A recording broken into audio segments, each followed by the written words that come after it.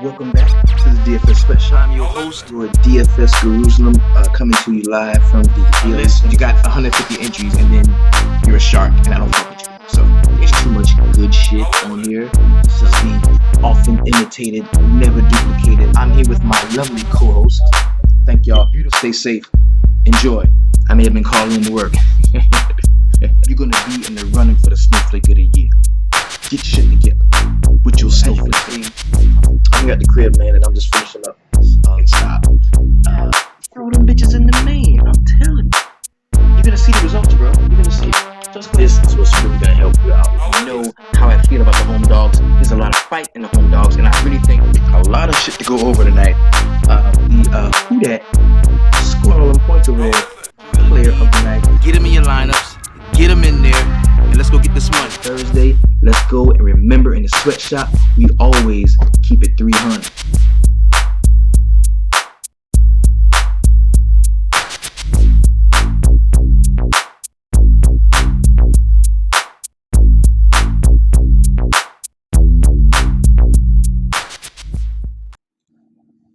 Welcome back to the DFS Sweatshop, where I am your host, the DFS Jerusalem, and you can follow me, of course, on Twitter at DFS Jerusalem. Tonight, we're going to be breaking down last night's NBA playoff slate. Also, talking a little bit of MLB, but man, wasn't it good?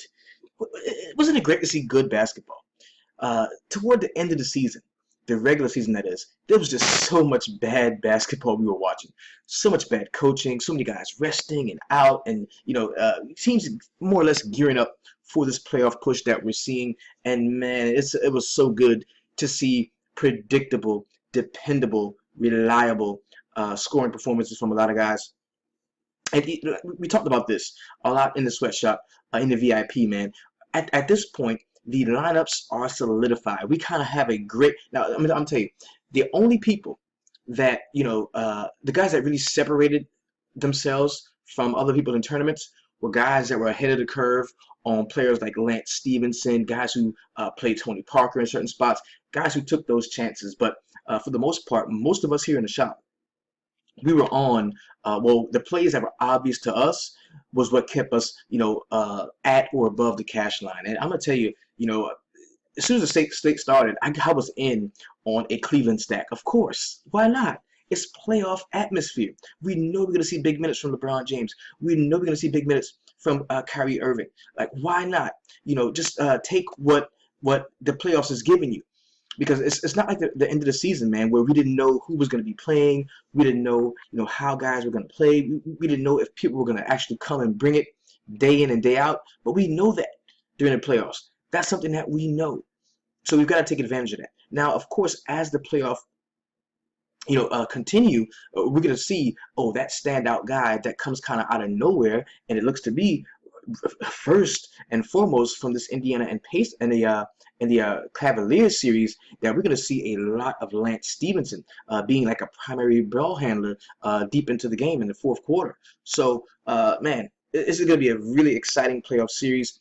I plan on really getting my bankroll right during this. And if you want to too, man, you are more than welcome to come and join us at the DFS Sweatshop. Go ahead, hit that up and check us out. Let's go ahead and jump into a quick, we're going to recap the games, of course.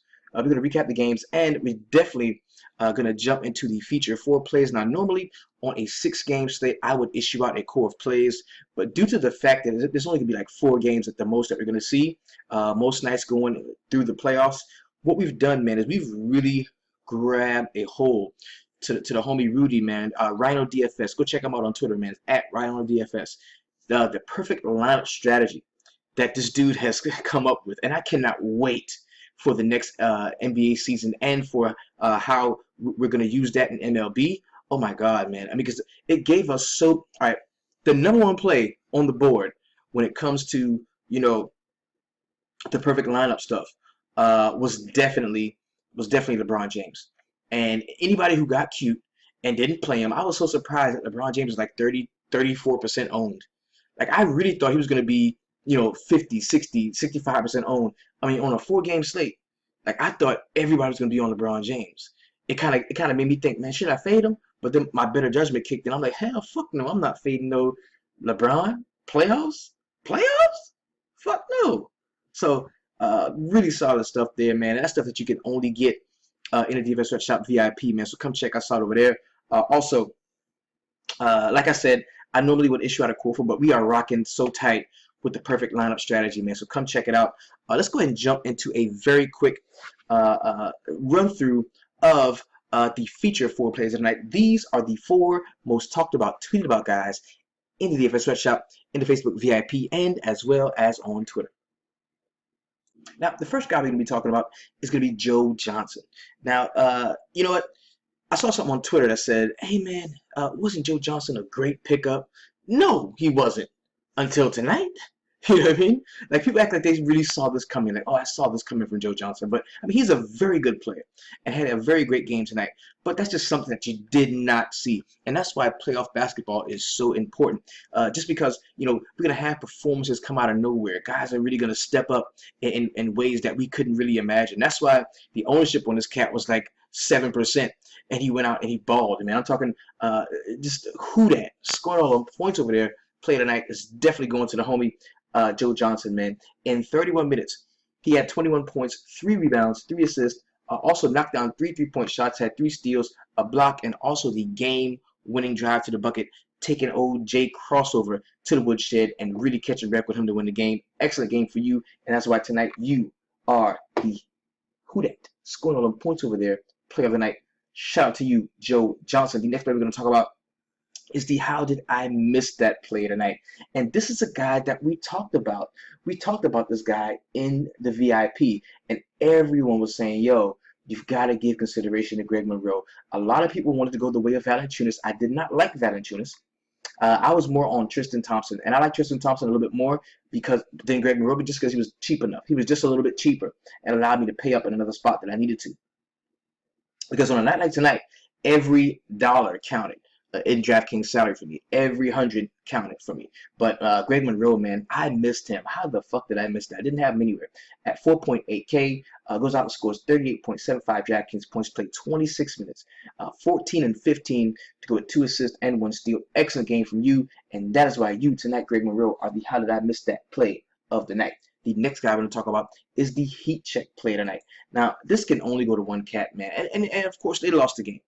But, man, this is for me, Chris Paul and LeBron James were the 2 biggest locks on the slate. Like, if you had a lineup without both of those guys in it, I did not understand what you were doing. I just didn't. Now, every lineup that I had tonight cashed, every lineup, and, you know, it was because I had them in it. I had LeBron and Chris Paul in virtually every DraftKings lineup. Now, to kind of hedge myself a little bit, I faded LeBron on FanDuel, and I still cashed there too. But I faded LeBron on FanDuel just because I felt like, hey, if LeBron didn't have a great game, his ownership is gonna be so heavy on DraftKings. On FanDuel, it's not gonna be as heavy because you only could play 2 small forwards. So I figured it'll be mixed up a little bit. So that's why I faded him on FanDuel, but I played him on DraftKings. I like to hedge between the sites every now and again. But Chris Paul, man, the heat check for tonight, 8.1K, goes out and brings you back 57.75 DraftKings points. Thank you, Chris. 37 minutes for the homie, 25 points, 7 rebounds, 11 assists, 1 3-point shot, and 3 steals. And the boy was on triple-double watch. Awesome game for you. That's why tonight, salute to you, Chris. You are the heat check play of the night. Now, we must go ahead and talk about that one motherfucker.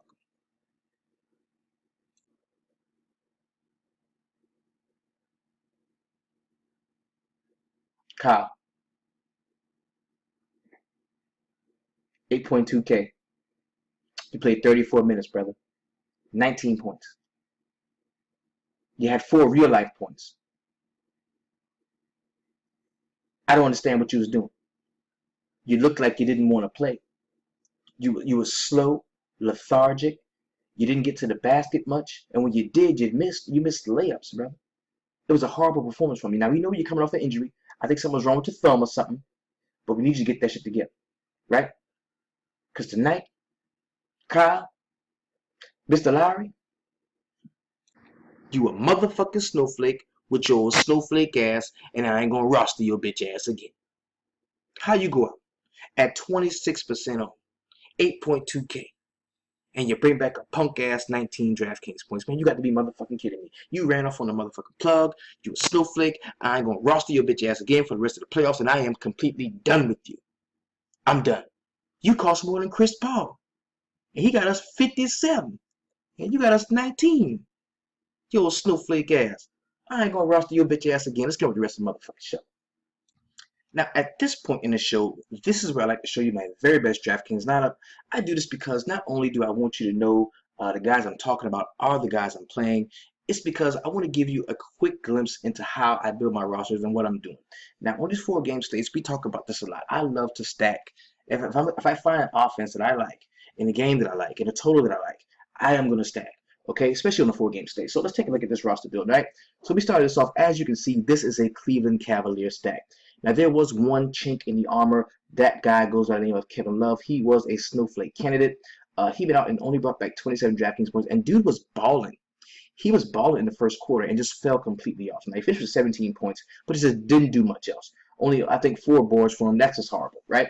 We have Kyrie Irving. Very solid game from him. 41.25 DraftKings points. Tony Snell was a guy that I really liked. Now, my reasoning behind rostering Tony Snell is, okay, now we know the very best player on the opposing team is going to be DeMar DeRozan. We know DeMar DeRozan sees an insane amount of offensive usage. Even it doesn't matter if Lowry is playing or not. DeRozan is the chucker. He's going to be there. He's going to be scoring. He's going to be shooting. And that's the reason why, I like to have Tony Snell. Tony Snell is their best wing defender. He's the best on-ball defender they have on the team. And he's the one who Jason Kidd throws at everybody. No matter who the guy is, if the guy is pretty good, he throws them at him. And I've really felt like we were going to see Tony Snell get a ton of minutes playing defense against an aggressive player in DeMar DeRozan. The one concern I had was that I know how much DeRozan gets to the line. I thought that there could be some foul trouble issues for Tony Snell, but at 3K, I had to take a shot, and it proved to be good. 22 DraftKings points. You cannot argue with that in the playoff atmosphere. Tristan Thompson was my favorite center play on the slate. Based on some of Rudy's perfect lineup information, we knew that we could target the Indiana Pacers at that center spot, so I used Tristan Thompson. Chris Paul, no-brainer. Love the spot he was in. Patrick Patterson. I was choosing here between Patrick Patterson and PJ Tucker, and I loved Serge Ibaka anyway. So I went with the cheaper that I could get, so I could still pay up for Chris Paul. That's why I had Patrick Patterson here. 8.25 DraftKings points, not good at all. This lineup missed the 300 club by 8.5 points, but it was good to cash and make a really solid return. I believe 3x the buy-in was for this tournament. This was in the $6 4-point play. So it was a very, very this was in the $4 4-point play. So it was a very solid showing, really good return on the investment, and this is what we're going to be doing throughout the playoffs. Like today, we're going to talk about it. We're going to talk about some stacks, some guys that we can really, some teams we can sink our teeth into and get 2, 3, 4, maybe even 5 guys from one team, because that's what it's going to take on these 4-game slates for us to hit on those stacks. So this lineup finished with 291.5 DraftKings points. Very solid showing. Very happy about that. Now let's go ahead and jump into a quick recap of last night's games.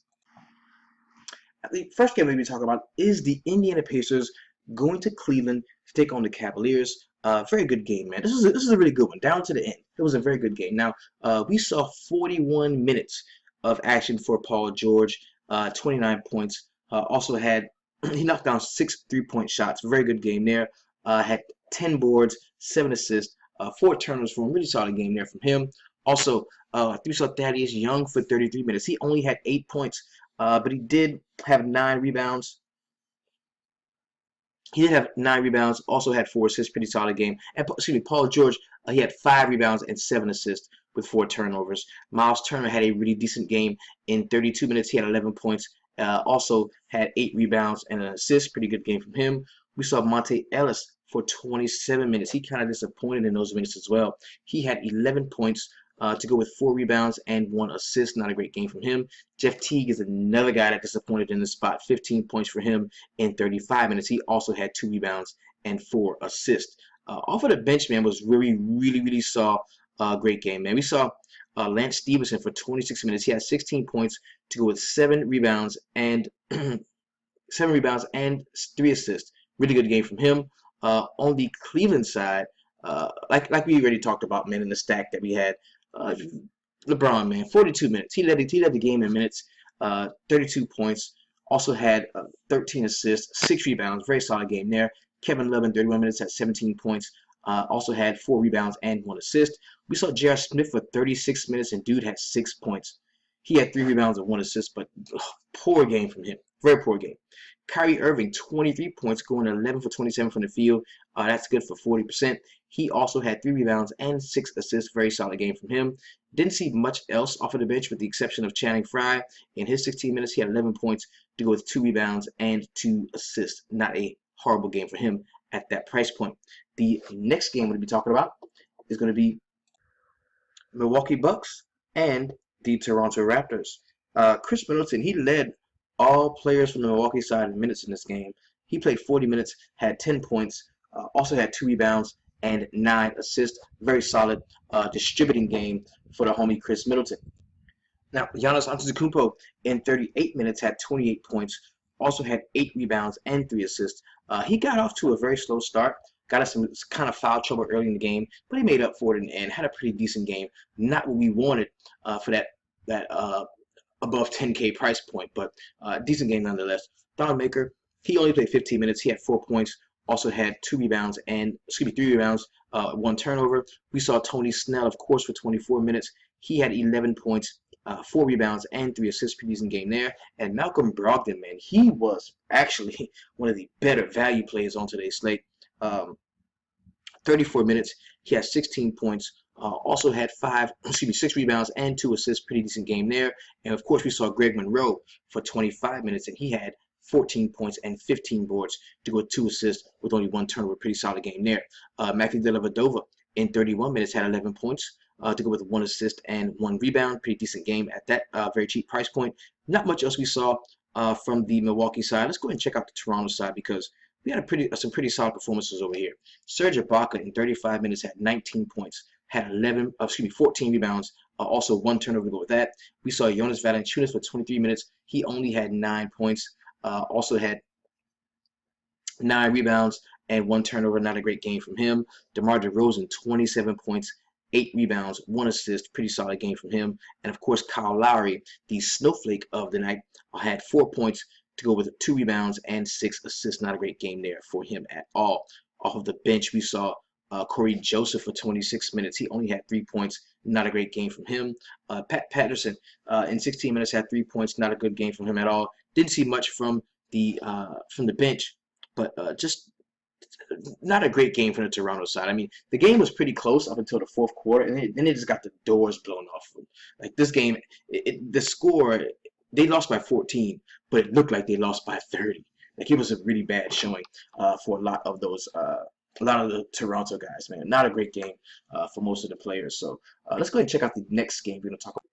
It is the Memphis Grizzlies and the San Antonio Spurs. Now, I fell off in the VIP earlier in the morning, and I was like, yo, you got to take a look at Marc Gasol as well as Mike Conley, because we know it was proven to us towards the end of the regular season that you could definitely target the San Antonio Spurs at the point guard position.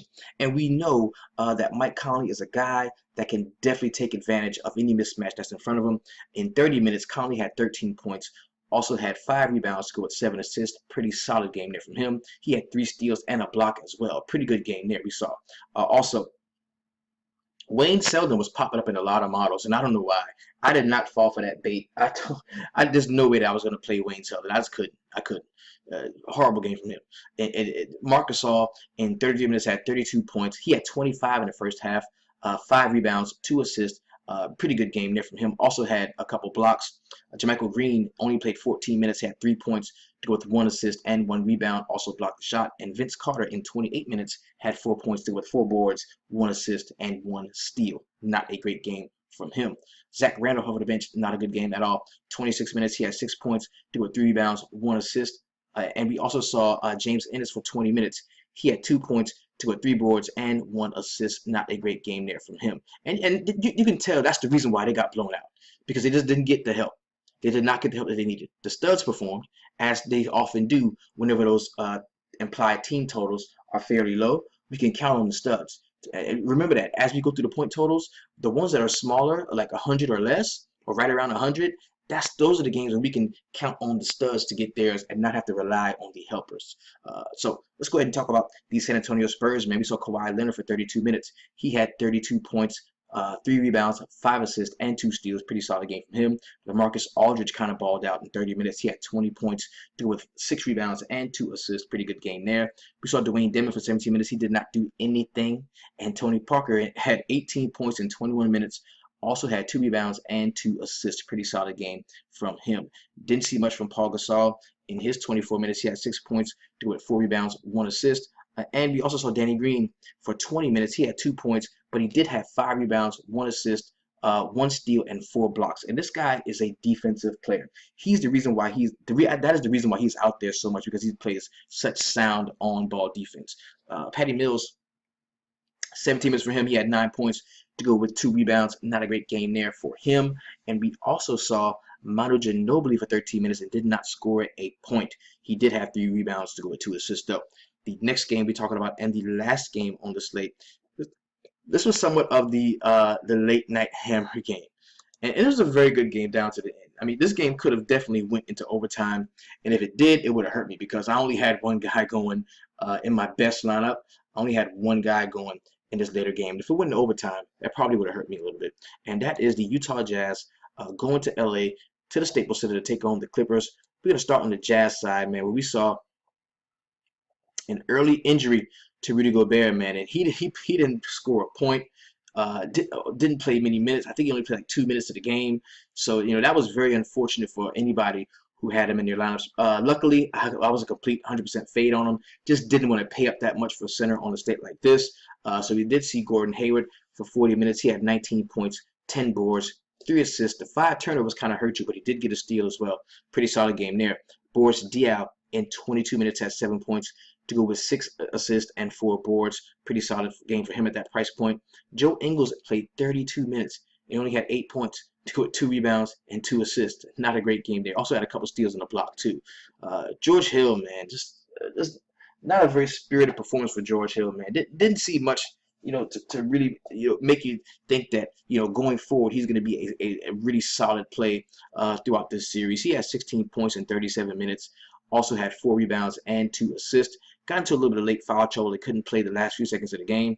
We saw Derek Favors. He came off of the bench once we saw the injury to Rudy Gobert, and he played 32 minutes hobbling around. Looked like he was still in pain. Could not get up off the floor. He had 15 points to go with 6 rebounds, 2 assists. Also blocked the shot. Pretty good game there. And Joe Johnson, the hero of this game, he played 31 minutes off of the bench, had 21 points to with 3 rebounds and 3 assists. Also had 3 steals and a block. Pretty solid game there for him. On the LA Clippers side, the big 3 showed up. Now, there was a search party out for Blake Griffin in the 4th quarter. I mean, this dude did not score till like way, way deep in the 4th quarter, and those were free throws. He was virtually like non-existent in the 4th quarter, and he played 42 minutes total. He had 26 points, 7 boards, 3 assists. He had 6 turnovers. Horrible. Also had a steal. But he did finish with a good score, a good game. DeAndre Jordan, nice double-double in his 36 minutes. He had 10 points to go with 15 boards. Also had 3 blocks and a steal. Pretty good game there. And Chris Paul, man, a heat check play tonight, had 25 points in 37 minutes.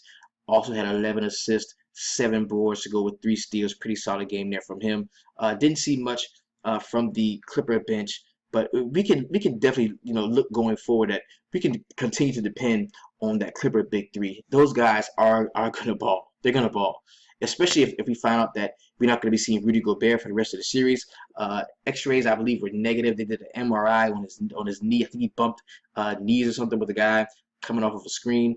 So hopefully he's gonna be back at some point during the season. I kind of don't think he's gonna play the next game, but we're gonna hold on and make sure that he's gonna be playing. So let's go ahead and jump into a quick player pricing so that we can take a look at what we do have on today's 4-game NBA slate. We've got a different set of teams playing. We're going to be going through those as well as the point total to see what we want to get in our lineups and how we want to attack those stacks. So let's go ahead and check it out.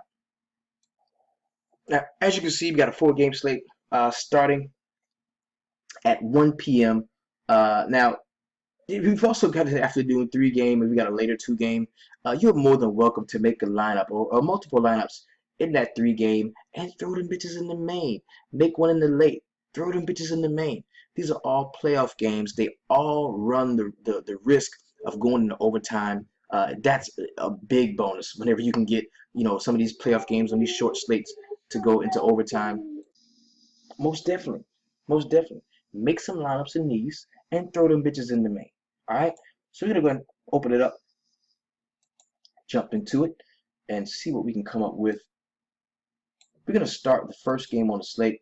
It's going to be the Atlanta Hawks going to Washington to take on the Wizards. Of course, this is a 208-point total. We've got an implied team total on the Atlanta Hawks side of 101.5. On the Washington side, it is 106.5. So that means the Washington Wizards are giving up 5 points. Right off the bat, John Wall, man, 9.7K. The dude is under 10K. Of course, there's a game time tag on him. A game time decision is him. We've also got one on Dennis Schroeder and Kent Bazemore as well. I think all these guys are going to be playing. I don't think we're going to see Ian Mahimi or Sheldon McClellan. It doesn't really matter. Both of those guys probably won't get much run anyway. But when we talk about, stacking teams and stacking guys, I mean, this Washington stack has got to be something that you take a look at. I'm talking about John Wall, 9.7. Really good play there. I like that. Bradley Beal, if you like, but I think I'm going to go another direction. I like Markieff Morris at 5K flat. Also, Otto Porter at 5.3. Now, these guys have not been playing particularly well. Markieff Morris and Otto Porter going into the playoffs. But I really think we see something different. I really do. Because, the DVP is definitely in their favor. We're going to see, an up-tempo, high-paced matchup because we know that the pace of a game is usually dictated by the best player on the floor. And without question, that is going to be John Wall. Yeah, John Wall is going to be my favorite play. One of my favorite plays on the slate, on this entire slate. So the total is 106.5. So that means we can take a look at some of the guys around the studs. And since we've only got, a couple of real bona fide, stud players, and one of them I'm not particularly a big fan of in Bradley Beal, that's going to lead me to take a look maybe a little bit on the bench. You talk about a guy like Bojan Bogdanovic. I think he could see solid run at 3.9K. I like that playoff discount on his price point. I don't have a problem there. And that probably would be as deep as I would go. If I'm thinking I'm going to need meaningful backup point guard minutes for Wall with a guy like Brandon Jennings, he kind of interests me, but that's as far as I would go. As far as I would go with this. Now on the Atlanta side, Dwight Howard automatically jumps off to me. He is probably in one of the best center matchups on the slate. Definitely could take advantage of that. Now I never like him and Paul Millsap together, save the fact that Paul Millsap, we can attack Washington at that power forward spot, but I think there's other places I want to go because Dwight Howard is 6.8, and we've got Paul Millsap at 7.1. I'm gonna take Millsap in that spot. Now Dennis Schroeder is a game time decision. Even if he does play, I don't think I'm gonna be on him. I like Tim Hardaway Jr. at 5.6. That's where I'm gonna be going. So the two guys that I like as far as the starters from the Atlanta Hawks are gonna be Dwight Howard and Tim Hardaway Jr. You might talk me into some Towel Cephalosha if Kent Bazemore doesn't play. But other than that, man, they're just not too much for me to love about the Atlanta side of this game. Now, the next game we'll be talking about is going to be the Portland Trailblazers and the Golden State Warriors. This game kicks off at 3:30 Eastern Time. Man, a lot to like about this game. We see some game time decisions posted up for Lillard and McCollum, but these guys are going to play. Now, I'm not sure we're going to see Yusuf Nurkic. But I think Adam Crabbe should play. Like I said, McCollum and Dame Lillard. And Kevon Looney is a game time decision. And Matt Barnes, we already know that he's going to be out for this game. So, 219.5 is the total. That is a very nice point total. Also, it's a 14.5 spread. So the implied team total for the Golden State Warriors is 117 points. For the Portland Trailblazers, it's 102.5 points. So, giving up 14.5 points, man, that's kind of, I'm kind of going to want to get off of a few of the the Golden State studs and kind of roster guys that I know are going to be out there for a long time at a fairly cheaper price. That automatically puts me on Kevin Durant. I kind of like him at 8.8. Draymond Green at 6.9 is a player that I really like. And I do want to take a shot at 6.7 at a guy like Klay Thompson. Maybe if we look to the bench just a little bit, we can get on a guy like Andre Iguodala at 4.3. I kind of like the spot that he is in. Not too much else I like, because we're going to get into a huge guessing game. And see, the fact that, Matt Barnes is probably not going to be playing makes me like Andre Iguodala even more. That's the guy who I think I'm going to be rolling with. So I like 4 guys from Golden State: Durant, Draymond Green, Klay Thompson, as well as Andre Iguodala. And at 8.7, yes, of course, that makes Steve Curry noteworthy. But let's not forget, what Steph Curry does or doesn't do when Kevin Durant is on the floor. Let's not forget about that. Okay. So on the Portland side, I think you can fire up Dame. I think CJ McCollum also deserves consideration at 7K. Maybe we could take a look, at some of the guys a little bit cheaper down, like maybe Evan Turner at 4.5 kind of deserves consideration for me. If Alan Crabb is playing at 4.1, I think I'm gonna want a piece of that. Nurkic, even if he plays, I'm not sure. I don't think he's gonna play, but we need to check up on that and be sure if he's gonna play or not. Now I loved Noah Vonleh when he was cheap. When he was like 3K Noah Vonleh, but 4.4, that's just a little bit too much for me. And I think that by not playing a ton in this game, a ton of guys in this game, you're going to separate yourself from the field. Because I think everybody's going to be, on Dame, on McCollum, on Steph, Durant. Like, everybody's going to want to play these games. They're going to look at the point total and be like, man, I want a piece of that. But the higher the point total, the harder to guess who actually contributes to the point total being so high. That's why I like those smaller point totals, where I can pinpoint accurately who is going to be, the beneficiary of most of the points that's being scored. Next game we're talking about is the Chicago Bulls and the Boston Celtics. This game is a 204 point total. This game kicks off at 6:30 Eastern Time. We've got Jimmy Butler at 10.2. Man, it's a high price to play for Jimmy Butler. Not sure that I can get up to that there. I like Rajon Rondo at 6K. I think he's going to be in a very solid spot. Now, Isaiah Thomas, man, shout out to Isaiah Thomas, man. He lost his younger sister, China Thomas, in a fatal car accident, man. And you know what? That's a horrible thing, man. And it's bigger than basketball right now. So if this brother decides not to play today, there should not be any gripe or concern at all about that, man. Go be with your family. Do what you got to do, man. It's bigger than basketball. You can come back and finish up the series or do whatever you want to do. Take some time off, man. Just be with your family. You know what I mean? Just be with your family. So, of course, this is a 204 point total with the Boston Celtics at home giving up 6 points to the Chicago Bulls. It's a 99 point implied team total for the Chicago Bulls. That means we can look at some of the studs. Now, Dwayne Wade should be on some sort of minutes limit. For that reason, I will not be taking advantage there. I do like Mirotic at 5.8. Robin Lopez, man, it is so easy for us to attack the Boston Celtics. Rebounding the basketball, and I don't think Robin Lopez is the way to do that. I think we can do that, not only with Jimmy Butler but with Mirotic. So those are the 3 guys that I like on this side. I like Butler, I like Rondo, and I do like Nikolai Mirotic. Now we can also take a look at Bobby Portis at 3.7. That price is very cheap on him, and I don't think we're going to see much from these guys off of the bench, man. There's not too many guys that I like. The only guy that kind of, gets consideration from me is going to be maybe Denzel Valentine at 2.9 if we know for sure. We do know for sure that we're not going to be seeing a full run of minutes for Dwayne Wade. So I kind of like Denzel Valentine at 2.9K. I kind of like that.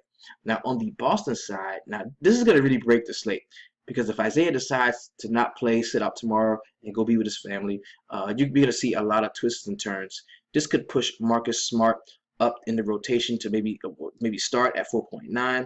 It's going to cause the offensive usage for Avery Bradley to shoot through the roof at 6.1. I think that is a good deal. And of course, we're going to see Al Horford at 6.3 get a usage bump. Now, when this team is without Isaiah Thomas, their overall defensive rating goes up.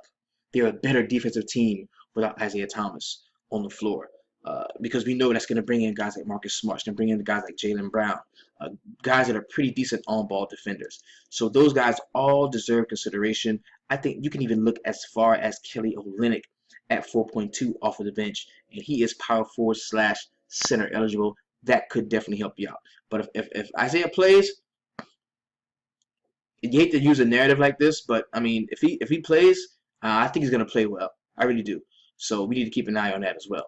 The last game on the slate, and probably the game that everybody is going to want to have a piece of. Like, this is going to be probably the highest owned single game on the slate, and it's a very stackable game as well. It's going to be the Oklahoma City Thunder going to Houston to take on the Rockets. This is a 227-point total, with the Houston Rockets giving up 7 points to the Oklahoma City Thunder. And I can already see it. Like, you already know, like, the biggest question for the slate. What are we going to do with Russell Westbrook? Do we play Russell Westbrook?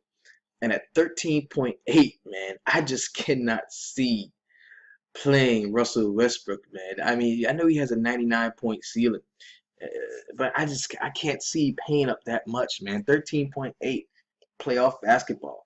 Other guys are going to come to play. This is not like, during a regular season where, value just opens up, and, it makes it makes so much sense to play Westbrook at 13K or above. But man, I just don't think I can do it. I don't think I can do it. I mean, is he a good play? Of course. He's going to play well? Yeah, of course. But 13.8, that is a ton, bro. Vic Oladipo at 5.7, that is a play that I do like. Now, I'm not saying I'm fading Russell Westbrook completely, but I'm rolling out 5 lines, and he's probably going to be in 1. Steven Adams, 4.4. I think that is worth a look, but I do like Cantor a lot more at 4.6. 200 more than Steven Adams. He is the offensive threat. We know that Steven Adams is not a part of the offense in any way, shape, or form. The only way he scores is off, tip putbacks, or he may be involved in the occasional pick and roll, but you're not going to see too many scoring points from him. Taj Gibson at 3.8 deserves consideration if you are stacking Oklahoma City. Other than that, as a one-off, I don't think I want to take too many shots at him. Dougie McBuckets is a game-time decision. This is a 110-point total on the Oklahoma City side, and their implied team total. So that means we don't have to just look at Russell Westbrook. We look at guys around him. And that's what I'm talking about. Vic Oladipo, maybe some Enes Kanter, Taj Gibson maybe. Those are the guys that I'm going to be liking.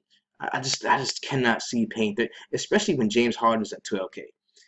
Because, I mean, if he's all right, the risk is fine. He's good. He's ready to roll. You can definitely look at him. I like him. And plus, he's point guard / shooting guard eligible on DraftKings. That is always a plus. Trevor Ariza at 5.9 is a player that I do kind of like. Sweet Lou Williams is somebody who I definitely want to take advantage of at 5.5. I like the price point on him. And, we're probably going to be seeing Clint Capella split time a lot with Nene at 3.9, and I would rather pay down for Nene at 3.9 than to pay up for Clint Capella at 5.6. That's what I would rather do.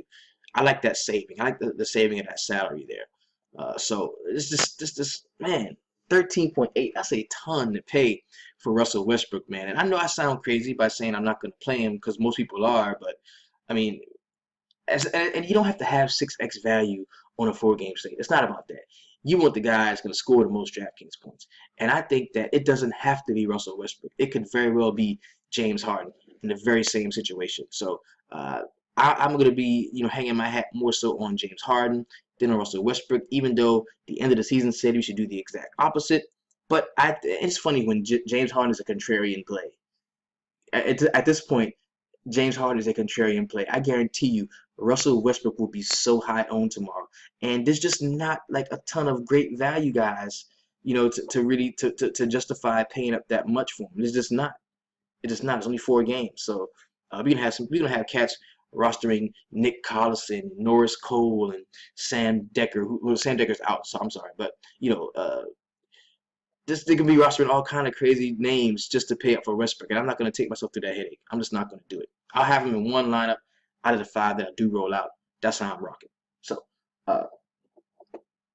real quick, man, we've got a huge MLB slate coming up tomorrow as well, man. If you want any information with that, man, go and hit us up in the website www.dfssweatshop.com. That is where you will receive all of our tips and tricks and tutelage that is designed to make you a profitable profitable DFS player. You know what? We're doing pretty soon. We're gonna be relaunching the website, doing a lot of new stuff, man. And I really want you all to be a part of it.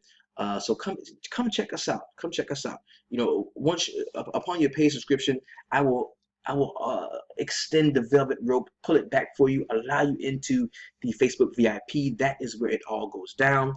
We'll be finishing up NBA. We are still rolling strong into MLB, and we cannot wait for NFL to start. So if you want to support the show, there's a box over here. Click that box that says support the show.